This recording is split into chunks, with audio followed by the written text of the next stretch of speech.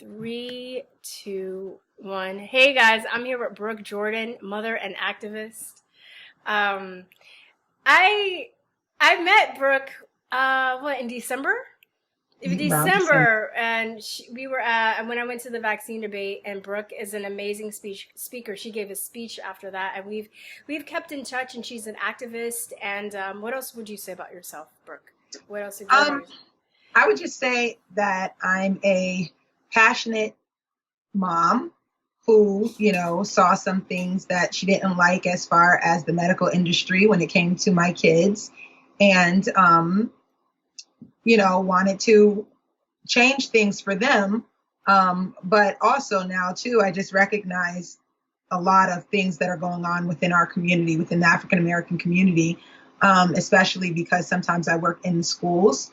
And so I'm just passionate about informing people that there are other choices that they can make that can, help the health of their children. Yeah, so could you tell people your story about kind of like how your children were injured and what you did to cure them first, or Yes. to reverse their illnesses?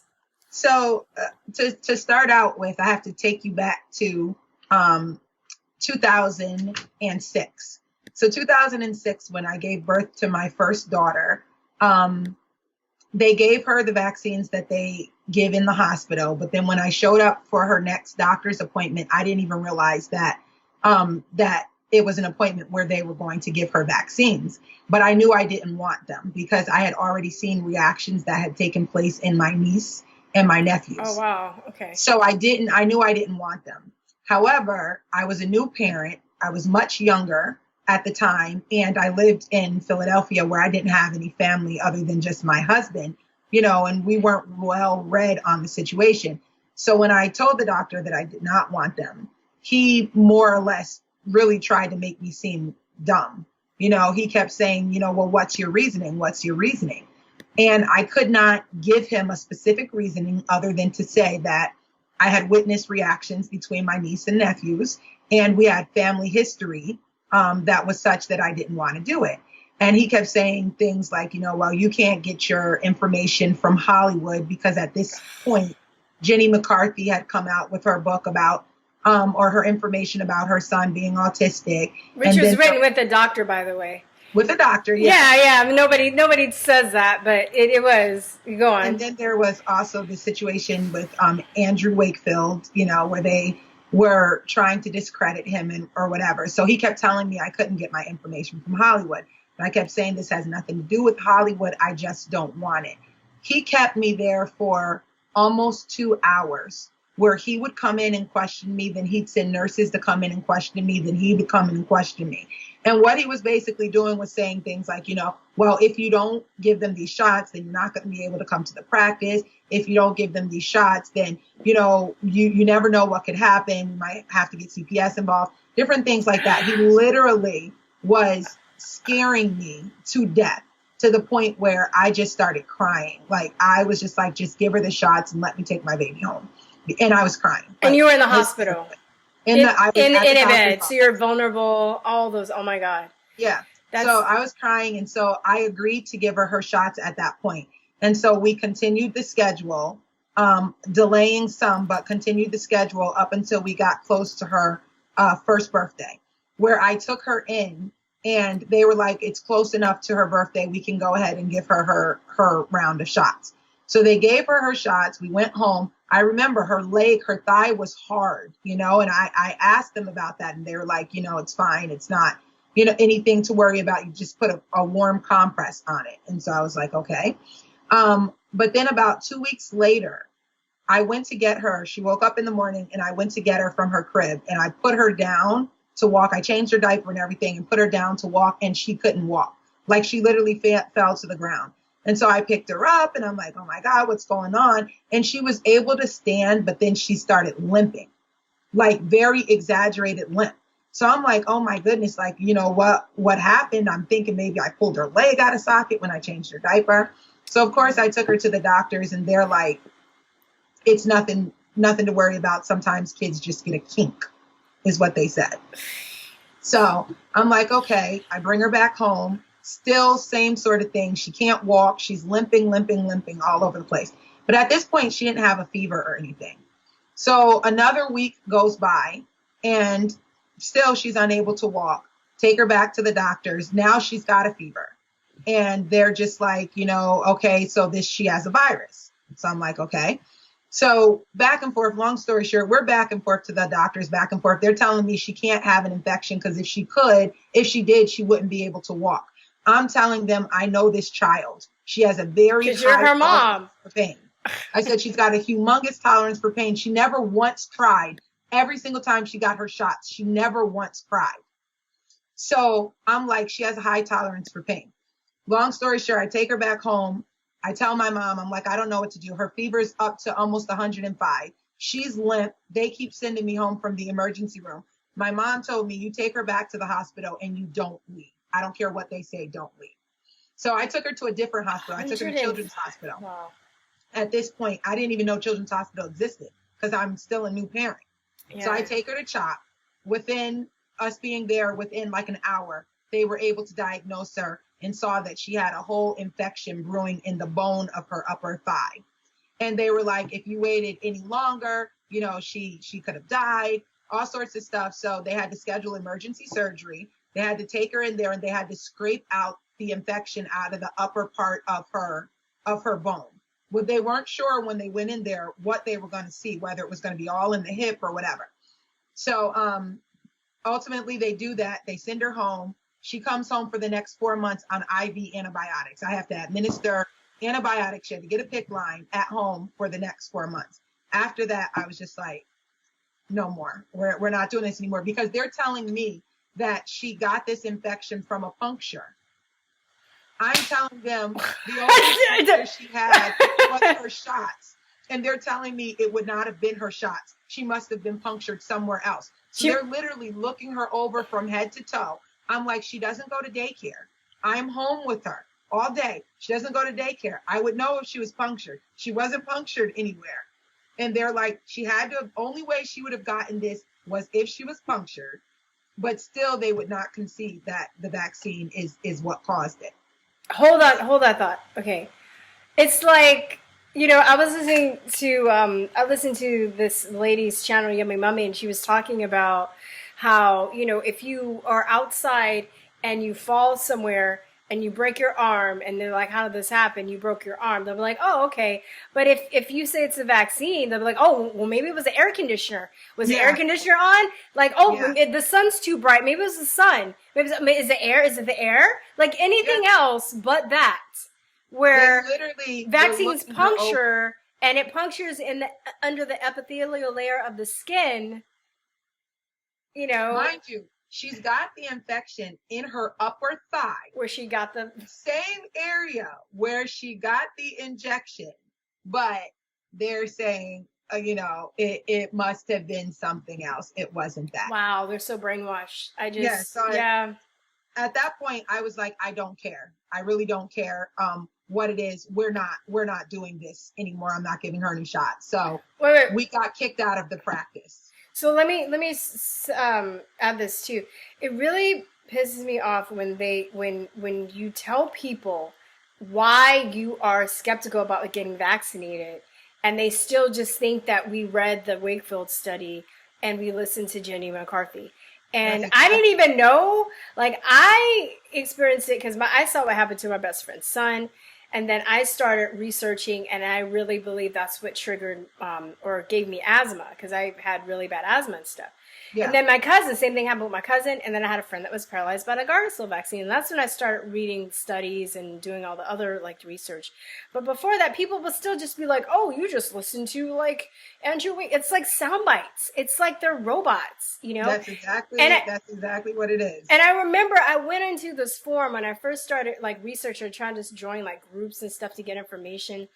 And these trolls came and they were like, you just read that Wakefield study. And I was like, I did. And they're just like, you just want the diseases to come back. I'm like, I do. I didn't even know that I wanted it. You know what I mean? Just telling me.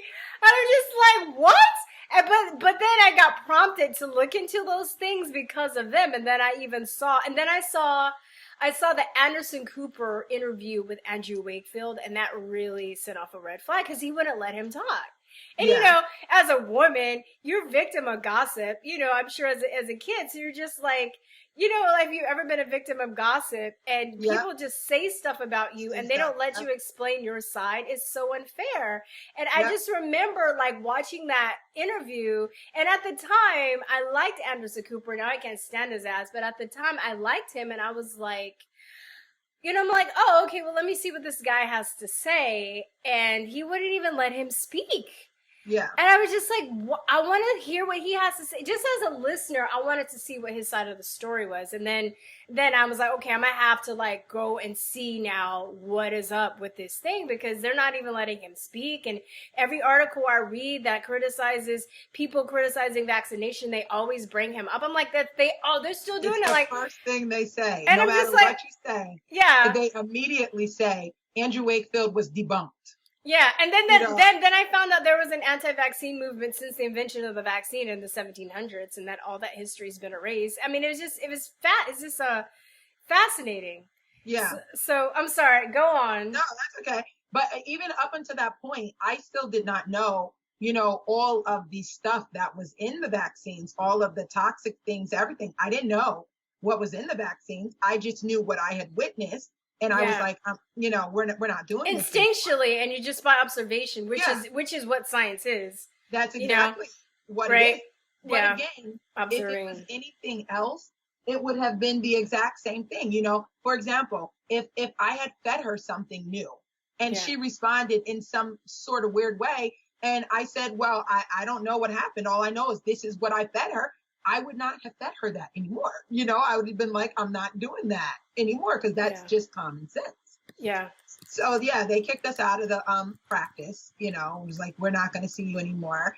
Did you figure out at that time that doctors get kickbacks from their insurance company? No, I didn't know. Okay. I didn't know any of that. At that time, I'm still thinking that they are really thinking that she's going to be a threat, because I still didn't understand. Because to be honest with you, at that point in time, I still had an element of fear, even though I did not want her to have the vaccinations because I was concerned what they were going to do to her. Yeah. I didn't understand the diseases. So that's a huge thing.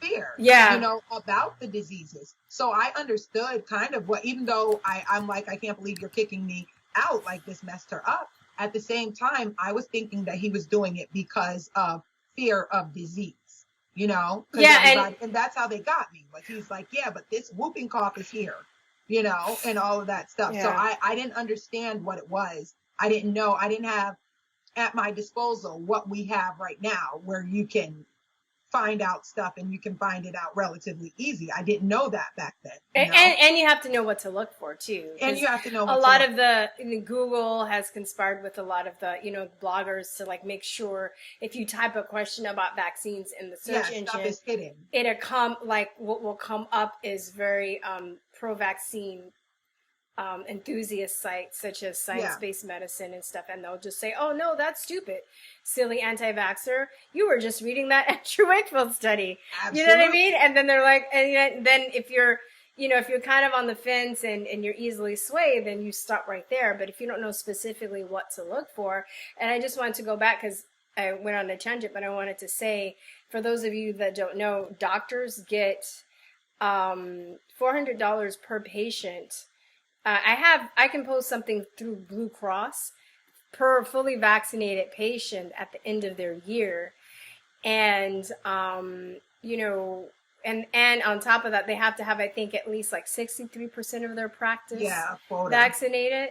So for a parent to like say that, you know, they don't want vaccination, maybe they're brainwashed and they are thinking about diseases, but it also cuts into their money. And if you have lots of patients, and if you're at a huge practice that has lots of patients, one doctor that he was interviewed and he's critical of vaccination now, he said he lost almost $1 million a year when he decided to stop vaccinating his patients. You know, it all adds up. Huh?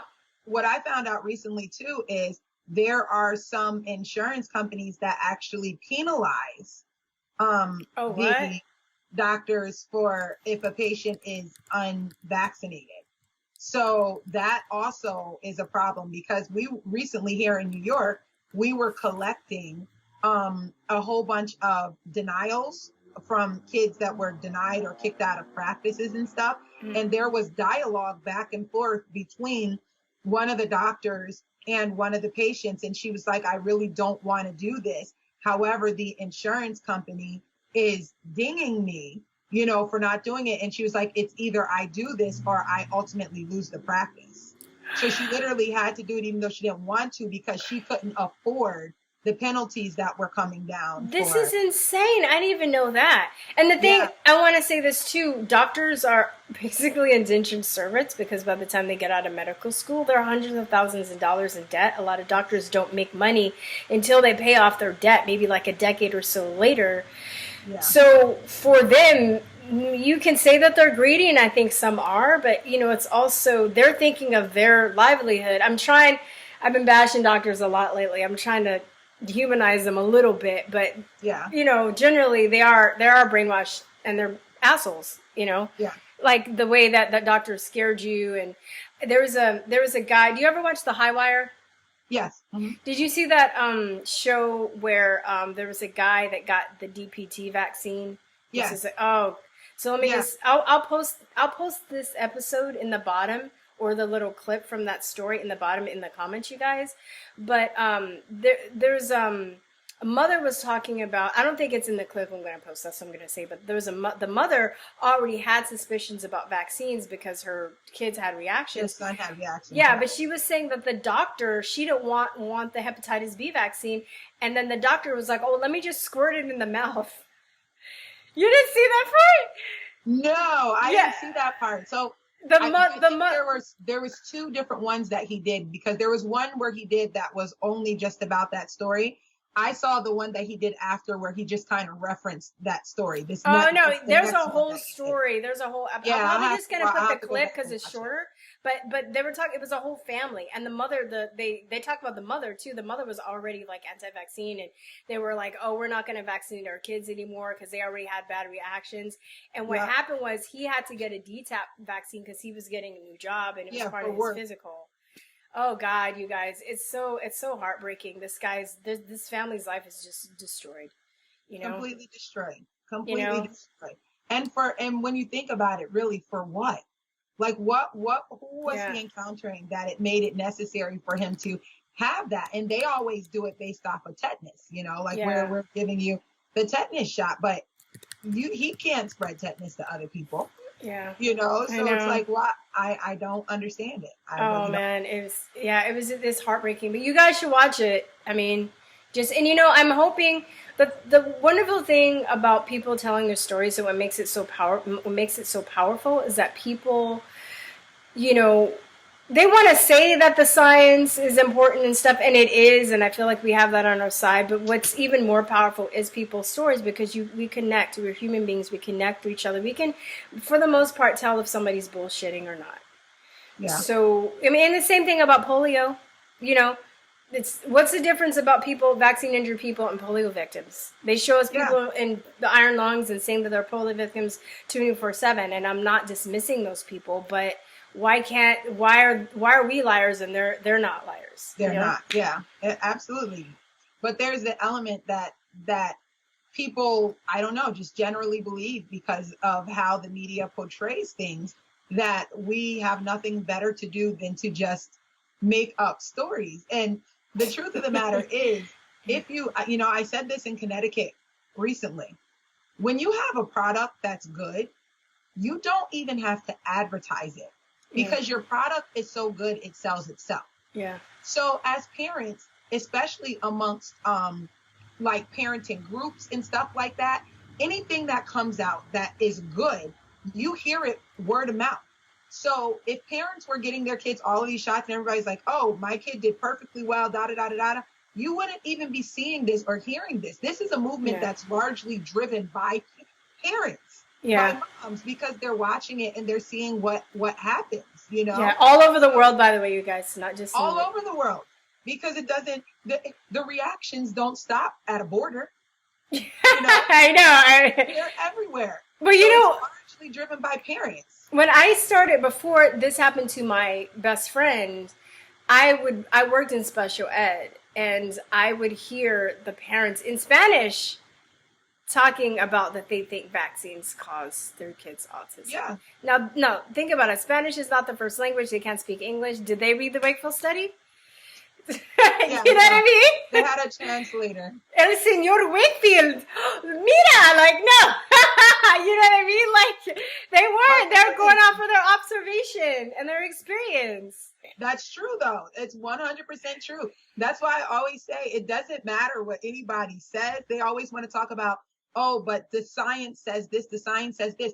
You don't understand. It doesn't matter what your science says if I watched something else take place. So if your science tells me that vaccines are 100% safe and effective, which, by the way, no science says they're 100% safe and effective. They couldn't say that. That would be a whole lie.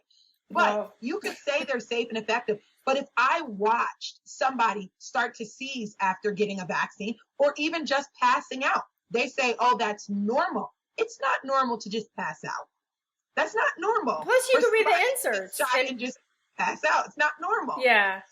So it doesn't matter what you say if our eyes are telling us something different.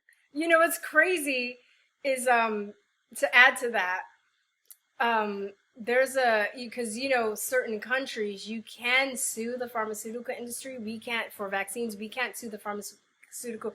And I know I'm just telling the listeners, we can't sue the pharmaceutical industry in America for vaccines. You have to get awarded through a vaccine court, and it doesn't affect the manufacturer. But in Colombia, there's a class action lawsuit going on.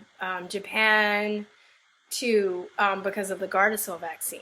Mm-hmm. And a lot of the girls would get the Gardasil vaccine and they passed out. And you know what they said what the reason was? What? Ouija boards. Yeah. And then they're all just saying that there's psychosomatic illness. I don't know if you saw the HighWire too, where they got like clips of people in Ireland, because Denmark has made a documentary about it. Ireland, Colombia, Japan, and have gotten together, and they're like all these girls that have been, because I think they might start. I think they're just giving them to girls, but they're testifying and they're saying, oh, well, all these people that are coming out saying that the vaccine hurt them, it's because of it's just psychosomatic, group psychosomatic illness. Okay. Yeah. Okay. It's psychosomatic that all of a sudden one day I could walk and then I couldn't walk. Yeah. It's in your head. It's in your head, because vaccines are the blood of Jesus. Yeah. That young kid, Colton Barrett, I think was his last name. Yeah. The one from the Vax movie. Yeah. That it shut down his whole entire system, and that was all psychosomatic, right? Yeah. Okay. Yeah, well that's basically how, they were coming at me with the puncture. Like exactly. Puncture, but it wasn't this puncture. There has to be a secondary puncture. So and then a lot of people just kept saying to me that vaccines don't cause infection, right? It wasn't until many years later when I actually did start looking into reading the inserts that I actually saw that they put antibiotics in the vaccines. And I'm like, but wait a second, why are they putting antibiotics in the vaccine? They're putting antibiotics in the vaccines to stop infection. I'm like, but they told me for years that vaccines can't cause infection. But here it says right here in the insert that they are putting antibiotics into the vaccines to combat the infection. So then I was angry. Then I went from being like upset to now I'm just like mad, because I'm like, for years you made me think I was crazy. They gaslight you. That it could have come from the vaccine. For years they made me think I was crazy. And then I see here that it has antibiotics in there for the purpose of stopping infection. But those don't even stop infection too. That's a whole nother interview. It doesn't. Neomycin, I think they put in there. So tell us about your son and his. So then fast forward 3 years after the situation with my daughter, she didn't get any more vaccines. But then when my son came along, it was basically the same thing. For fear of CPS, I was not fear at this point of any diseases anymore. I wasn't afraid of the diseases but I was afraid that CPS was going to come in and remove him at birth, because right before I had him, there was a story in the news of a family in Pennsylvania. It was out towards Hershey, Pennsylvania, where the mom declined like the vitamin K and the Hep B shot, and CPS was called out there. So I was petrified of that. And so I was like, okay, I'm just going to let him get what they get in the hospital, but he's not going to get any more. I just want to be able to bring him home. That was my thought process. No, and I'm not judging. I just know. This is such a common story. Exactly. Yeah. I'm still irate because at this point we're now 3 years later. I didn't really think I needed to know anything else about really the vaccines, because I had already determined I'm not doing this anymore. It's a wrap. But I also was not planning on getting pregnant either. So that's a whole different story. But anyway, so here he is now. I could not, my plan this time was to go with a midwife. I didn't even want to deliver him in a hospital. I wanted to go with a midwife so that I could avoid all of that. But I had a C-section with my first baby. And then when he came, he was over 10 pounds and he didn't come naturally. So then I had to have a second C-section, which then put me in the hospital. And so I couldn't say no. So he got those vaccines in the hospital. And I knew that something was wrong just because he had full body rash, and both he and my older daughter, their bowels just weren't right. Like they were constipated all the time. So, but for the most part, he wasn't presenting any other way. But then when he turned about 4, maybe, all of a sudden out of nowhere, he just got this explosive loose stool that never went away for 2 years, didn't go away, just running. I had to put him back in a pull-up. We couldn't leave. He could not eat outside of the house because anything that went in him immediately came through him. We couldn't get to a bathroom fast enough. So, and then also we started noticing his tic disorder. Everything he had a lot of OCD tendencies and tic stuff where he would touch stuff to his tongue. If one hand hit the wall, the other hand had to hit the wall. He was just doing the most odd things. I didn't know it was a tic disorder. I didn't know what it was. I'm like, what is going on? But it was at that point that I really started researching the gut and the relationship between the gut and the neurological issues and stuff like that. Yeah. So then I really jumped in, and that's when I saw that the hepatitis B had been linked to tic disorders and also bowel issues and stuff like that. And so I'm like, oh, this is, really what jacked him up. So then we had to move to New York because he was so sick and we couldn't get to the bottom of what was going on. It was too expensive for us to stay in Pennsylvania and change his diet and all that stuff. So we moved to New York so I could be closer to my parents, who could help us in terms of trying to figure out what was going on with him. And so that's when we got into changing stuff dietarily. I put him on a gluten-free diet and all of that stuff, and everything was good. So all throughout these years, my oldest daughter, she was having other symptoms and issues that we just could not put a name to it. She had chronic migraines since she was 3. Debilitating. And the way we knew it was migraine, she wasn't saying I have migraines or whatever. She would come to me crying, telling me her eyebrows hurt. That was how she was describing it. She was saying her eyebrows hurt. So she would be messed up for like 2 days, 3 days in a row. Just constant headaches. She was having MRIs done. Then while we were here in New York, she started having these heart situations where all of a sudden out of nowhere, her limbs would be numb. Her parts of her face would be numb. All sorts of weird stuff that nobody could put a name to. Just crazy stuff. Like she would stand up, she'd be about to pass out. Just everything. Her heartbeat it would be really long time before it would beat again, like a really long, I guess they called it a long T line or something like that.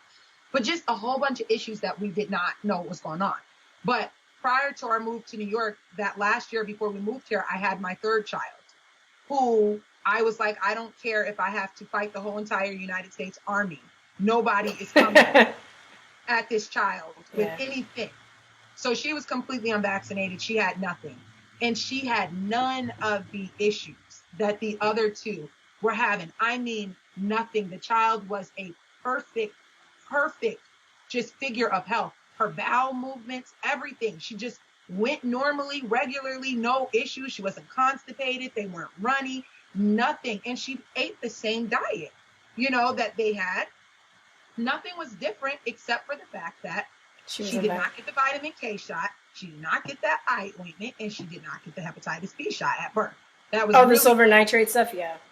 Yeah, so everything, she was 100% healthy, just fine. Did you go to the hospital for your third child? Yeah, because I had already had 2 C-sections. So now this was my 3rd C-section, but I went, but I didn't care. I'm like, listen, my sister came down from New York. I didn't need my husband in the room because I wasn't sure that he was going to be firm enough. So my sister came in and she knew all of we're not doing this, sort of situation. So I had a whole army there ready to fight, in case the anesthesia had me messed up or whatever. Yeah. We were all there ready to fight. We're like, this is not going down. Very smart. This is not happening. Wait. That's how seriously I took that. No, but that's how seriously people need to take it. I want to interject for a minute. For people that, because I think there are a lot of people that have their suspicions that they don't want to do it and they get bullied into it. You need to have a support system around you.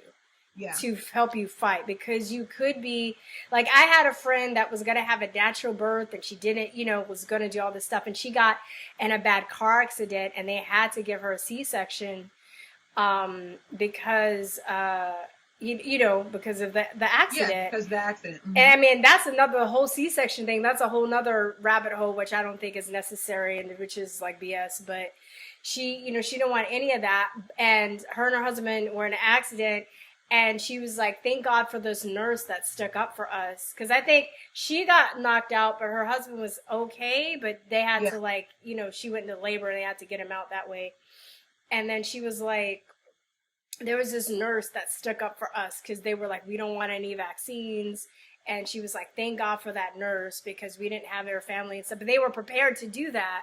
But that's what you guys have to do. Like, you have to have your own army because they have the army. They have the nurses. But if you have like grandma, grandpa, sister, brother, mom, friends there, as many people as you can have there to fight for you, you need them with you at the hospital because it's getting serious. And they're doing stuff like taking kids and vaccinating them, even though the parents, they'll say, oh, okay, you don't want vaccines? Okay, well, we're going to take them and we're going to check their blood, and then they'll go take the baby and they'll vaccinate them.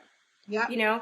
Or, of course, the CPS thing, right? And that's scary, that they can even do that. Know your rights, you guys. I'm making notes as I'm talking to you so I don't cut you off as much.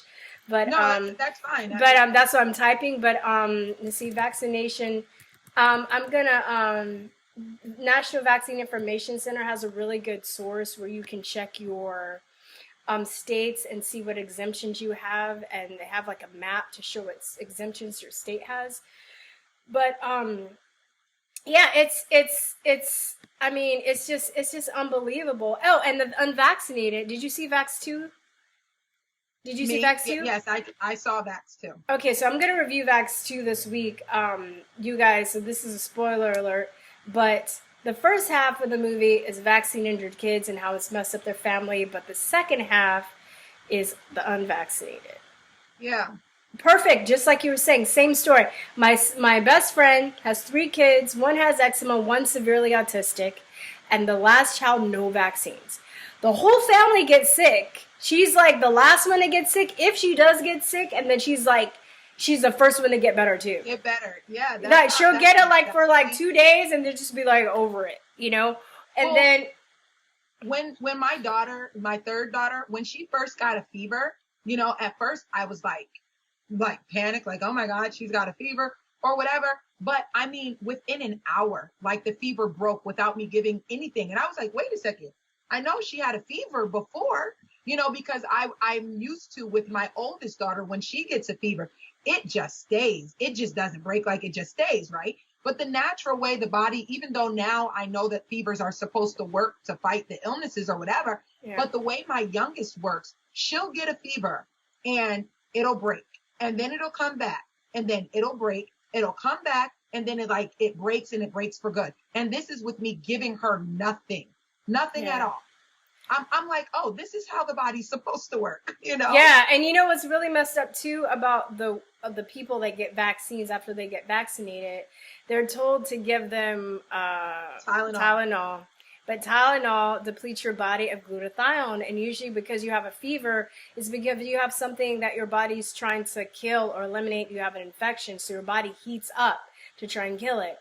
But if you give the baby Tylenol, it depletes your body of glutathione, and whatever your body's trying to detox, it can't now. So it goes back up into the body and creates even more damage. Yeah, messed up. Absolutely. It's so messed up. It's so messed up.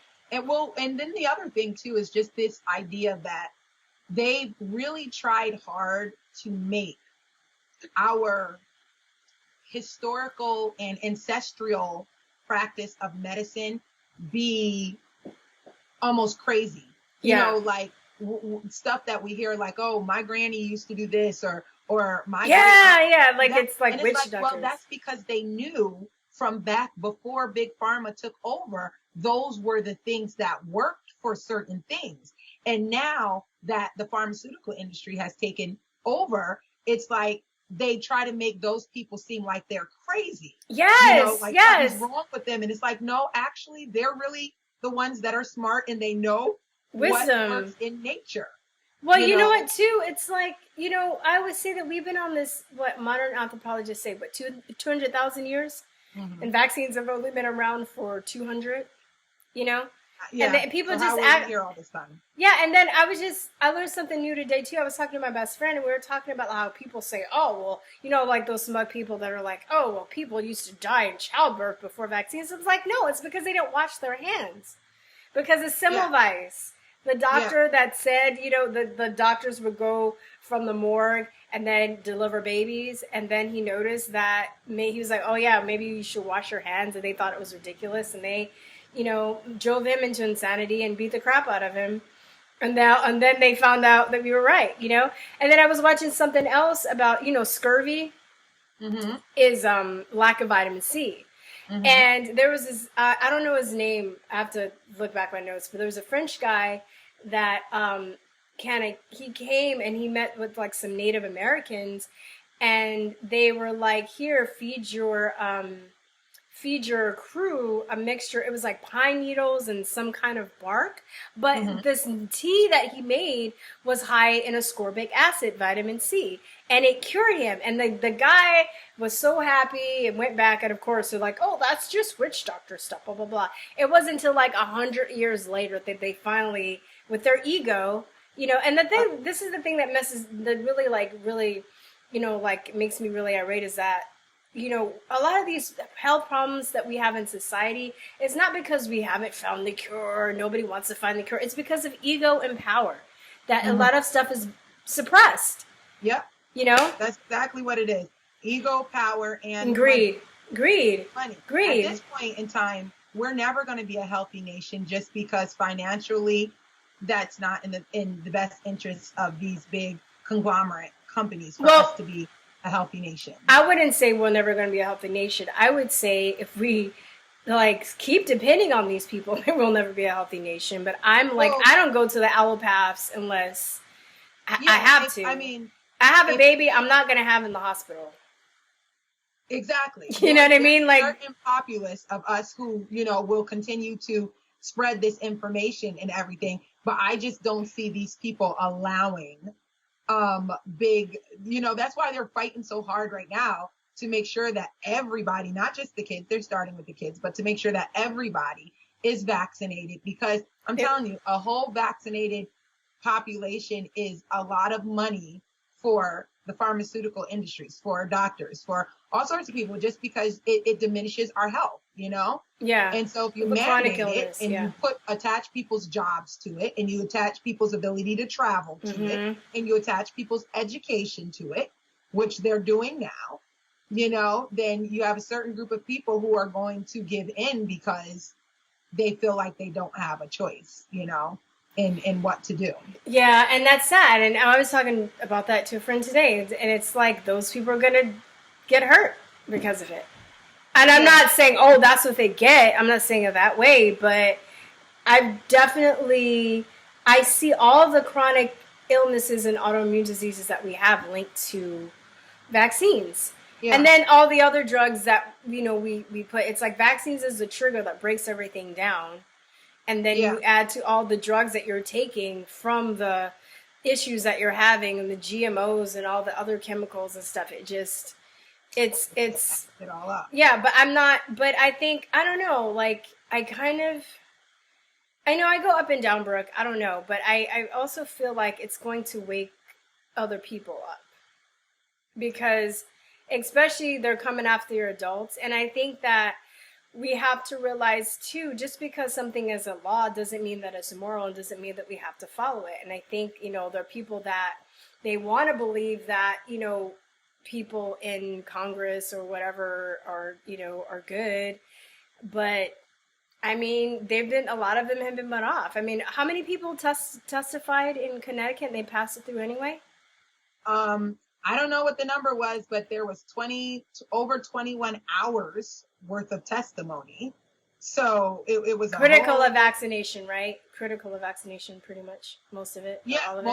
Exactly. Majority of them were critical against vaccinations for various different reasons. You had a handful of people there who were in support of it. But I was having a conversation with a group of women the other day who were telling me that so one of the women had lupus and she had Sjogren's disease, right? So I was explaining to her, so bringing my story up a little bit closer. So after all of the various different health issues with my kids, over this maybe about a year ago, summer or so ago, they both were presenting with a lot of pain and stuff like that.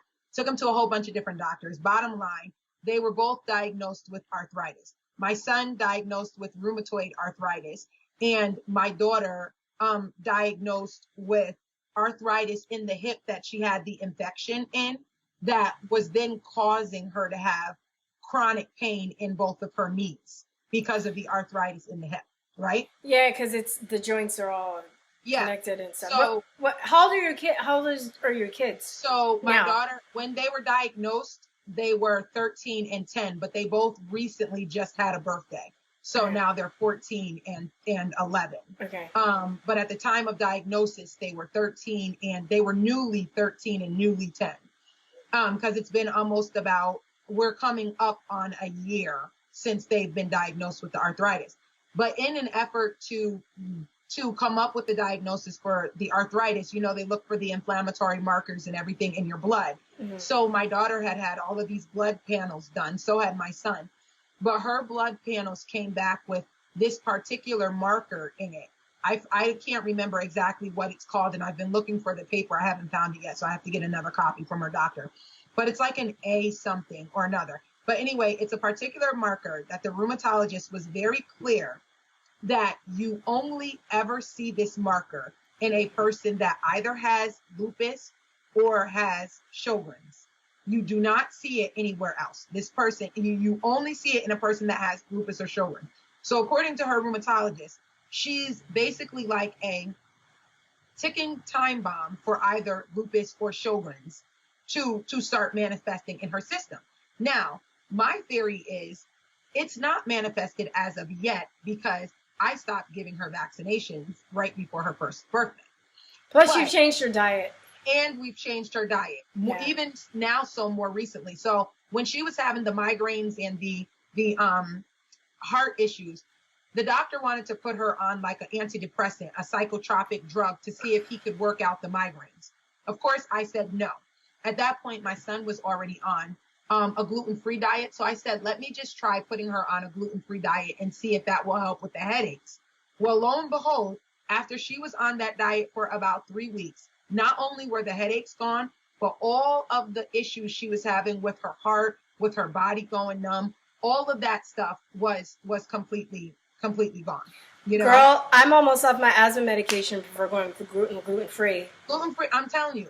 And that was a game changer, because I knew dairy was bad for me, and I knew sugar was bad, but sugar was the hardest. I'm almost off sugar. Yes, sugar is a hard one. Sugar's crack. But I swear, my best friend would tell me, because she, her son's autistic, and her family all eats gluten free, and he's still severely autistic, but it's helped a lot. And she's then she's noticed that some of her health issues have improved. And she would just be like, I think you need to go gluten-free. And also for the longest time, I was like, girl, no, no, no, bread forever, cake forever, cake? You want me to give her cake? Are you kidding me? I love cake. But then, you know, and shit like quesadillas, are you kidding me? No, like, you know, so much. I go pretty much grain-free too. That's helped. Yeah. But I feel like I went grain-free, dairy-free, all the other stuff. And I still didn't see as much progress until I took out the gluten. And that was a whole game changer. And now I cook a lot of my food, and I know what to order when I go out, but I don't even want to go back to eating gluten because I feel so good. Yeah. You know, and even that time of the month, I haven't been technically diagnosed with arthritis, but my joints get inflamed. You know, I have endometriosis. Yeah. That's helped too. Not totally completely gone, but I don't have to take my asthma medication that much, and that's been over like 20 years since when I was diagnosed, and I'm like, you know, maybe more, over 20 years, and that's just phenomenal to me because they told me, well, if I didn't go out of it, well, I was going to be an adult, I'm going to be on medication for the rest of my life, so. Yeah, it makes an enormous difference. So at that point, we just basically went gluten-free. And that because she was regularly at least 2 to 3 times a night. We lived above my mom. My mom lived downstairs and she's a nurse. At least 2 to 3 times a night, she would bust in my room in the middle of the night. Like my heart is doing something. I can't feel this. I can't feel that. So we would be downstairs at my mom's house, 2 or 3 o'clock in the morning. She's checking her pulse. A couple of times we'd have to go to the emergency room. All of that stopped by just putting her on the gluten-free diet. So we were doing good. We thought everything was good. We thought we were great. We're like, we're gluten-free. Yay. My son's ticks went down a lot. Everything was good until all of a sudden it was like he could hardly run. He could do anything. Like his joints were just jacked up and she was complaining about her knees. And then that's when we got the diagnosis of the arthritis, you know? And then at that point, this has only been since August that we've been on the vegan diet, which has completely helped with the arthritis and all of that other stuff. But if she had not had that testing done for the arthritis, I wouldn't have even known about that marker for the Sjogren's or the lupus. But my point is, so many people have these various diseases. Yeah. And if you don't know it, if people are not looking at checking your bloods before you're going and getting injected with all these toxins, all of these things that tear down your immune system, that make your body fight itself, you know, then you don't even know. But because she had that testing done, I was able to see. And I'm like, absolutely not. I absolutely will not give her another vaccine, knowing that this is a ticking time bomb. Yeah. Like, why would I do that to her? Why would I do that to her? And knowing that she's got arthritis and he's got the systemic arthritis. Yeah. No, absolutely not. Absolutely not. And I'm beginning to think about arthritis too. You know, people say, "Oh, we're getting old and stuff." But like you said, kids getting arthritis, people in their 20s and 30s getting arthritis, their 40s getting arthritis. It was supposed to be usually like an older person's disease. You're in your 30s and that's a bullshit. Your 20s, younger, like it. I mean, come on, like. Yeah. So I think that it's kind of like internal. Even if you're athletic, and you know maybe rip stuff and you're not like your joints aren't supposed to inflame. It's something internal. Yeah. There's a trigger there. Yeah. And I was reading, I learned this actually before the debate because I was reading something. One of the causes is like when they use the adjuvants in the vaccine, the adjuvants, and I know you know, I'm just telling people. The adjuvants are supposed to rev up your immune system and create more antibodies because that's how they test if you're immune to see if you have an antibody response. But because of the there's so many antibodies created with the adjuvants that they're tricking your body into doing this. A lot of it keeps your body in an inflammatory state. And I was reading something that's saying like a lot of the T cells and stuff can get stuck in the joints because there's so many and it's flooding the body, and that's one of the reasons that arthritis can form. And if you don't know this and you're continually getting vaccinated, you get like your flu shot every year, whatever, you're just adding more levels to the problem, and you're eating unhealthy. So you got to like stop the vaccination and change the diet and then detox, Well, I thought it was funny too, the fact that the rheumatologist would not would not sign a medical exemption for my son, because prior to me asking her for the medical exemption, she told me herself that because she was, I was explaining to her the situation with my daughter's hip, and she told me that her theory is she probably had vaccine-induced arthritis in her hip, and not necessarily an infection right away, but vaccine-induced arthritis. And I'm like, is that a thing? But I was like, no, she had an infection because she had the fever, all that stuff. They scraped it all out, everything. But she was like, oh yeah, I've seen it in infants where they go and they get a vaccine. And she said babies. She said, I've seen it in infants, in newborns, that all of a sudden they come back and they've got like a swollen joint, like swollen knee joint or whatever. I'm like, so here I am asking you for a medical exemption for my son who's got rheumatoid arthritis, so that he doesn't have to get any more shots. You're telling me you treat babies who have vaccine-induced arthritis, but you won't give my son a medical exemption? Really? You think she's being bullied or something, or she's scared, like it'll come after her? So what she told me was she told me if I allowed her to give my son chemo, which is how she wanted to treat him. Oh, hell. So just what? for your audience to know, yeah, he was diagnosed with the arthritis. And she said he had a very bad form of the arthritis because he had it in multiple joints. And her treatment plan for him was some drug. I don't know the name of it off the top of my head, but it's a drug that is chemotherapy. Run from the doctors, people. For some reason, if you give it in a small dose, then they don't like to call it chemo. They just like to call it by the drug's name. But if you're giving it for like cancer or something, then they say you're being treated with chemo. So the only way I knew that it was chemo was because she told me the name of the drug. Now, I don't know why she thought that I was just going to agree to it. What's the name of the drug? I don't know. I'm not remember. Sure. Okay, but you just remember. I don't know the name. I'll look it up and I'll tell you so you can put it in there when you do your notes. But the only way that I knew that is because she said, the naproxen, which is what she wanted me to give him, naproxen 2 times a day, like every day for several months. And I was like, I'm not doing that. Like, he already has stomach issues. I'm not messing with his stomach in that way. Like, that's hard on his stomach. I'm not doing that. So after I did not do that, she was like, well, to be honest with you, the naproxen's not really going to help him anyway. Like, he's too bad. His joints are too bad. Why are you trying to get... Oh, my God. This is what she said. So she was like, you need to give him... And then she gave me the name of the drug. And I said, well, I need to go home. I need to have time. I need to look into this drug and look up what the side effects are and all that stuff. And so then she said, well, if you're going to go and look it up, she's like, you can't believe everything that you see on the internet, and it's not going to show up in a favorable light. She's like, because it is a chemotherapy drug.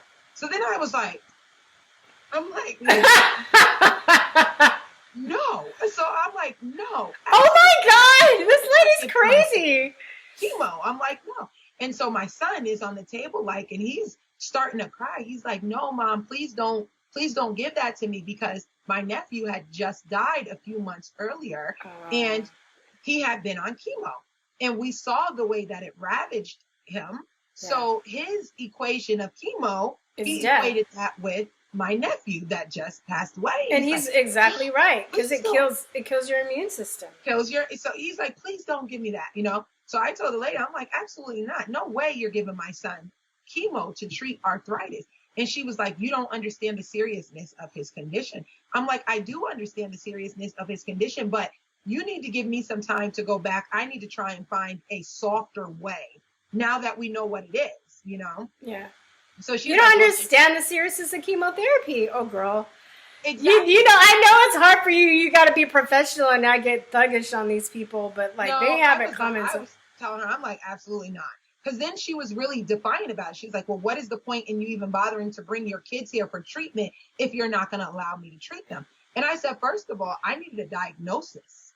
I'm like, but now that you've given me the diagnosis, let me try and figure out a less aggressive way to deal with the situation.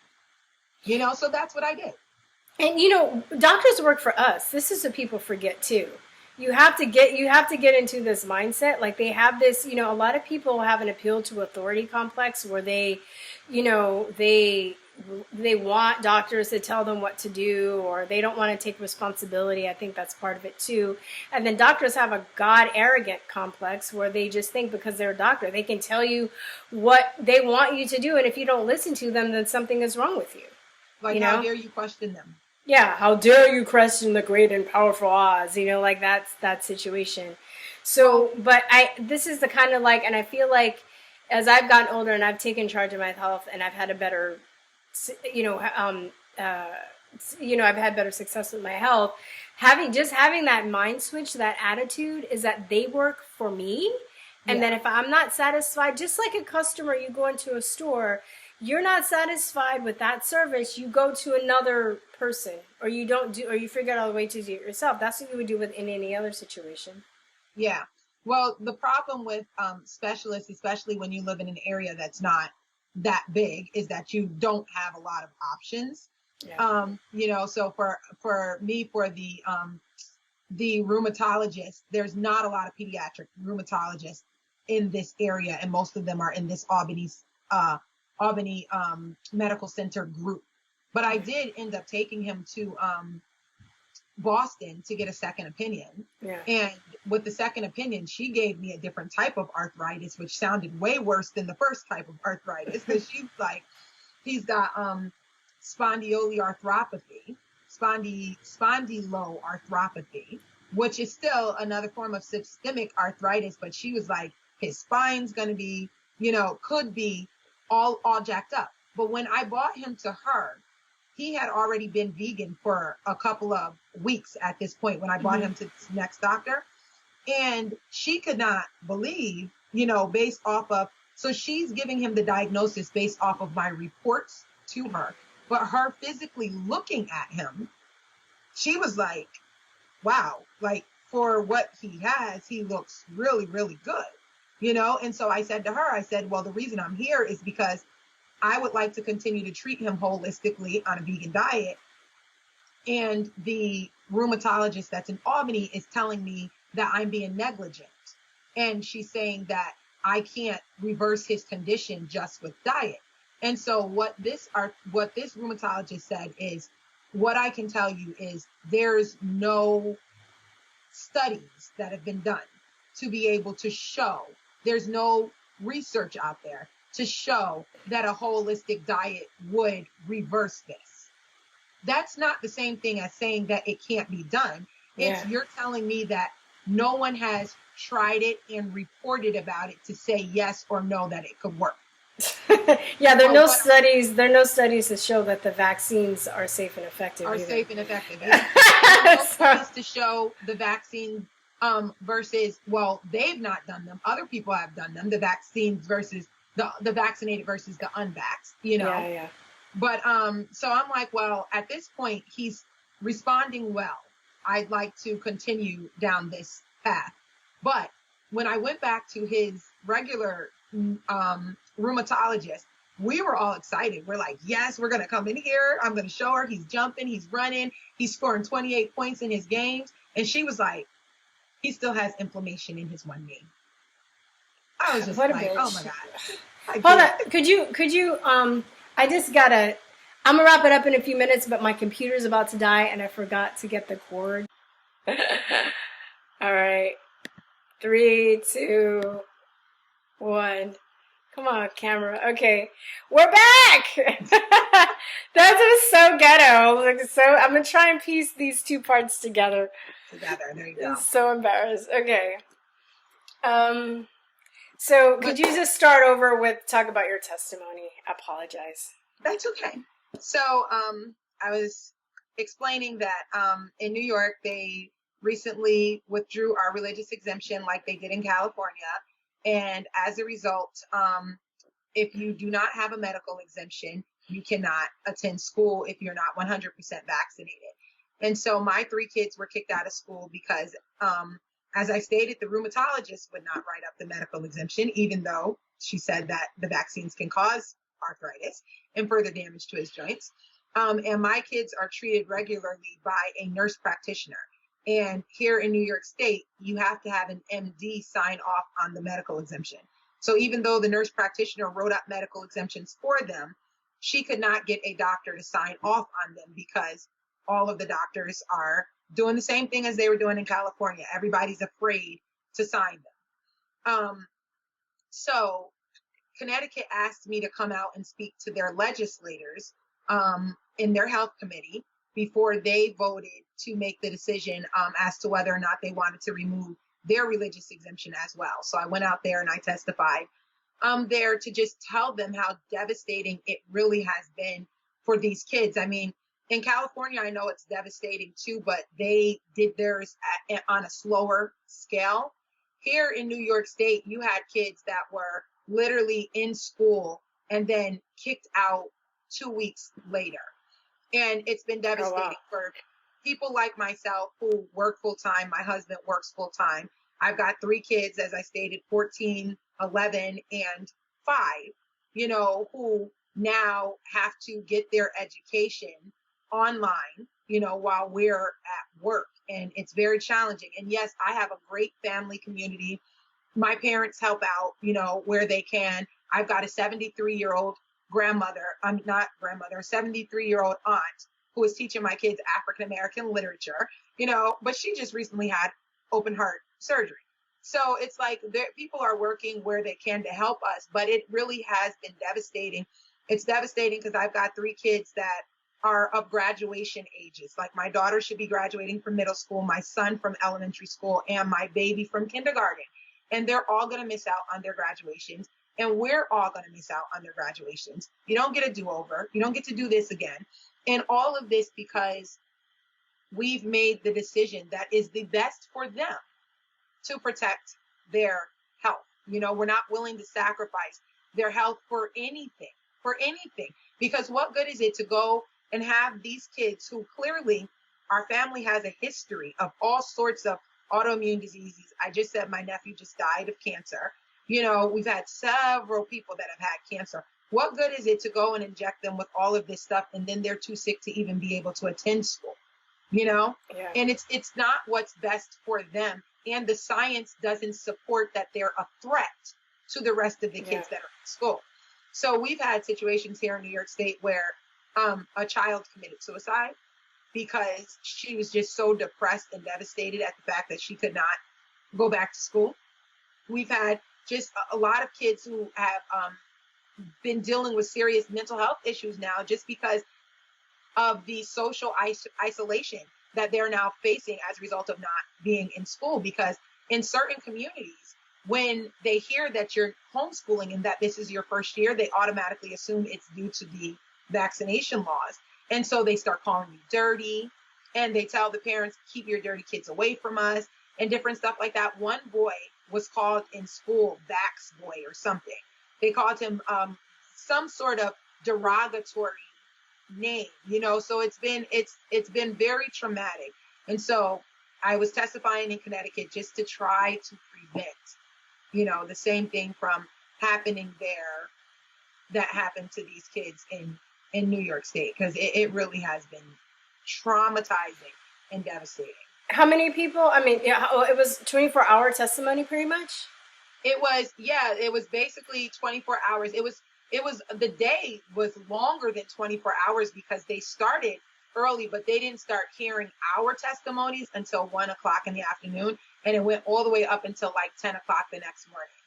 Oh, wow. So and you testified at like 2 a.m. in the morning, right? I actually was at 10:30 p.m. For some reason, the way it was showing on the thing, it showed 2 a.m. But I had gotten there at 7:30 a.m. I drove down, was there at 7:30 a.m. and stayed all the way to 10:30 p.m. And I wanted to leave. I'm like, okay, it's taking too long. I wanted to leave. But I knew I had to stay because I knew they needed to understand the devastation. They needed to understand that you're dealing with parents that they're not going to comply. You can tell them whatever you want to about, you know, herd immunity, which again, it doesn't even make any sense because you have all of these teachers that are in school that don't have the same vaccines that you're asking of the kids. Plus, you had Dell, who did a wonderful job, and Dr. Pilevsky, who did a wonderful job of explaining how herd immunity is not even a thing. Yeah, I because know. you're dealing with a certain population of people who won't even develop any antigens from the vaccines. Like they Yeah. just, their body can't do it. Well, there's so many reasons too. It's based on naturally acquired immunity too, not vaccine Natural induced immunity. acquired immunity. Right, and then that was of the measles, and that came out in the 1930s, and the measles vaccine didn't come out until 30 years later. And also the fact that people's when the people get the vaccine for the measles or other diseases, their antibodies actually start to wane. That's why we have to get booster shots. So the people that get naturally acquired immunity, they're actually immune for life. Whereas the people that, if you get a vaccine, then there's also the whooping cough vaccine, the dengue fever vaccine has been shown to make you more susceptible to getting the disease after you're vaccinated. And then, bottom line, if you're vaccinated, why are you worried about us? Why are you worried about it? And then there's also the fact that they kept saying for the immunocompromised. Oh, yeah. Well, kids who were in school for a lot of years on a medical exemption, the school now revoked their medical exemption. So the very kids that you're saying that you're intending to protect, you're not even allowing them in school. So who exactly are you protecting? It doesn't make any sense. Yeah. And then check this out. The hospital inpatient papers say if you're vaccinated, don't go around immunocompromised children because they know that you can give them the disease because of vaccine shed. And it even says that they shed in the inserts. For at least 3 weeks. So none of those kids that they required to go and get those shots, did they keep them from school for the 3-week period of time that the insert would suggest you stay away from immunocompromised individuals? So at the end of the day, it's very clear that this doesn't have anything at all to do with public health, because here's the thing. If your school districts have been so healthy up until this point that you have not even had to once implement your safety precautions for the people who were in school on a religious exemption, because when you're in school on a religious exemption, you sign a paper that says in the event of an outbreak, you have to stay home for 21 days or whatever, right? Mm-hmm. They have never had to implement that. So if your statistics are so good that you've never even had to implement your current safety procedures, why would you remove those safety procedures and put something in as permanent as denying children an education permanently for a crisis that doesn't even exist, and that no crisis even came close to that because you've never once had to use your already in place safety mechanism? That's just a mechanism, though, that they get us to fight each other against, because you have people that believe in that, and then they call you names like Vax Boys, and they need to get us fighting against each other and not talking to each other about the situation, because they know once people really know the truth, then all of us are going to turn and go like straight at the pharmaceutical companies. Yeah, exactly. Why do you? Well, I know it was a wrap up. Just one more question. Why do you think they're trying to push this through? I have my ideas, but why do you think they're trying to push this through so fast? I've got a lot of ideas, but at the end of the day, I really think that it has to do with a lot of people say it's about the money. It's about pharmaceuticals. It's the money. Yes, they make a lot of money, but to me, it really is about control. It's about control, and the reason it's about population control, controlling people, getting to them to do what you want when you want them to do it, and the reason they're targeting the religious community as far as these exemptions go is because religious people have a hierarchy that is not the government. They want to remove that hierarchy and put themselves in that position. Exactly. And I actually had a senator tell me that. He's like, yes, the pharmaceutical companies will make a lot of money. And yes, there was financial kickback. But the ultimate end game here is if you can replace the religious hierarchy, because people have an allegiance to God. If you can remove God and put yourself in that position, meaning anything the people need, or when they're afraid, they come to you, they come crying to us, save us, do this for us, then you have a totally controlled population. Don't think for themselves. They don't think for themselves. They think basically based on what the government tells them. Because it's not just with vaccinations that you see it. You also see it with the curriculum in schools, the way that they're teaching. It's all about population control. Money is a factor, but it's really about controlling people and not having people think for themselves, but having the government think for the people, and the people just being totally dependent and reliant on the government. And you watch the HighWire, but I'm just going to say this too, that the conversion, because most people are either most people are in the middle, right? And there's a percentage of there's more anti-vaccine or critical vaccines, and there's other people that are now, because of people starting to question vaccines, they're becoming really defensive and becoming hardcore pro-vaccine. But the conversion rate for the people in the middle is from like kind of on the fence to be questioning or anti-vaccine is 500 to 1. I think I believe it. Yeah, there's a HighWire. This was by the World Health Organization. Well, and that's what she sees as a threat. Yeah, 500 to 1, where meaning the pro-vax side might be able to convert 1 people, where we're converting 500 people, right? Yeah. And in that, they said are actually medical professionals, not just lay people. Well, you have to wonder. Again, I always bring it back anytime I'm having a conversation. I don't even like to refer to it as a debate, because I'm like, I'm not going to argue with you about what I know. But anytime I'm having a conversation with anybody, it always comes back to the same thing. Why would we lie? What do we stand to gain? You have 26,000 kids in New York State who were kicked out of school. Why would we lie?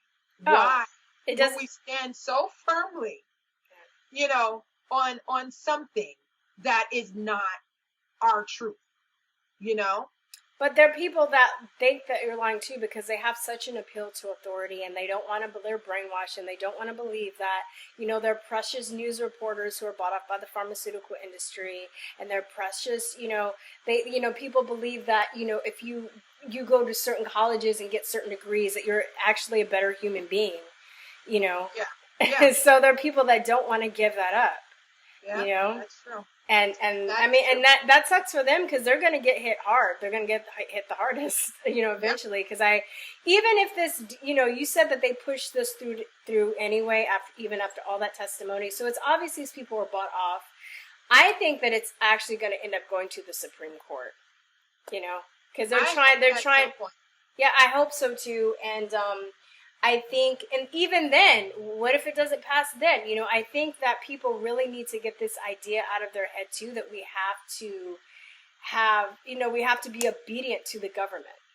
And for some people that might seem radical, but I think it's true, because clearly all these people are showing up and they're not working for us. They're not doing what's in our best interest. So why are we having to follow in these unjust, illegal laws that they're putting in to force us to do something against our will? And not at the majority. The majority is not begging them to do that, because exactly. Right now, that day that bill was passed in New York, there were only people there that were against that bill. Nobody showed up and supported it. I was in California when SB 277 passed. 50 people showed up in support of the bill. Over 700 people showed up against it, and they passed it anyway. Yeah, Senator Pan was during the hearing. He was seen consorting with 2 pharmaceutical lobbyists. Yeah, nobody. That's not a government for the people. Yeah.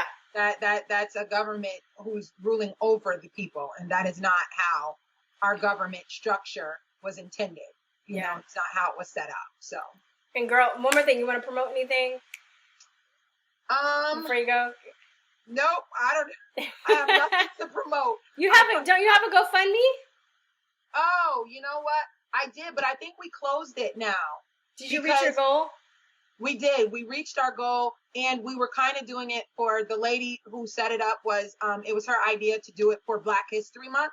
Aww. So yesterday was the last day of Black History Month, but people really supported and helped my daughter reach her goal to be able to cover the cost of her AAU travel, since she was kicked out of school and wasn't able to play this season. So they supported it.